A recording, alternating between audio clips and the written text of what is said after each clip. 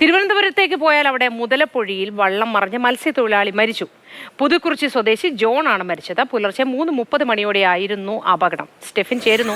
Stephin, good morning. ഇത് മുതലപ്പൊഴിയിൽ ആദ്യ സംഭവമേ അല്ല, നിരന്തരമായി അവിടെ ഇത് സംഭവിച്ചുകൊണ്ടേയിരിക്കുന്നു. ഇതിനെന്തെങ്കിലും ഒരു പരിഹാരം ഈ അധികൃതരുടെ ഭാഗത്തുനിന്ന് ഉണ്ടാവണം എന്നുള്ള ആവശ്യങ്ങളും വളരെ ശക്തമാണ്. പ്രദേശവാസികളൊക്കെ എന്താണ് പറയുന്നത്? ഒപ്പമുള്ള നീന്തി രക്ഷപ്പെട്ടവരുടെ ആരോഗ്യനില തൃപ്തികരമാണോ?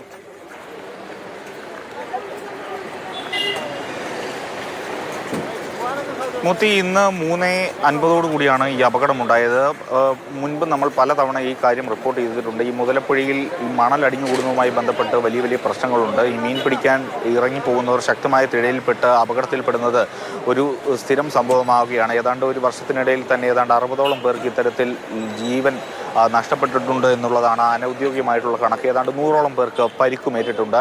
ഇന്ന് രാവിലെ മീൻ പിടിക്കാൻ പോയ സംഘത്തിൽ 6 പേരുണ്ടായിരുന്നു. അതിൽ പുതുക്കുറിച്ചി സ്വദേശിയായ ജോണാണ് ഈ അപകടത്തിൽപ്പെട്ടത്. ജോണിൻ്റെ മൃതദേഹം കണ്ടെത്തിയിട്ടുണ്ട്. മറ്റ് ഉള്ളവരെല്ലാം തന്നെ നീന്തി രക്ഷപ്പെട്ടു. അവരെല്ലാം തന്നെ ഇപ്പോൾ ചിറയൻകീഴ് താലൂക്ക് ആശുപത്രിയിൽ പ്രവേശിപ്പിച്ചിരിക്കുകയാണ്. ഇപ്പോൾ ഈ രക്ഷപ്പെട്ടവരുടെയൊക്കെ ആരോഗ്യസ്ഥിതി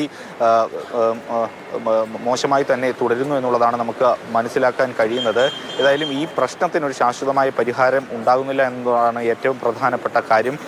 വിദഗ്ധ പഠനങ്ങളടക്കം നടത്തിയിട്ടും ഇതിന് ശാശ്വതമായൊരു പരിഹാരം ഇതുവരെ ഉണ്ടാക്കാൻ കഴിഞ്ഞിട്ടില്ല. ശരി സ്റ്റെഫിൻ.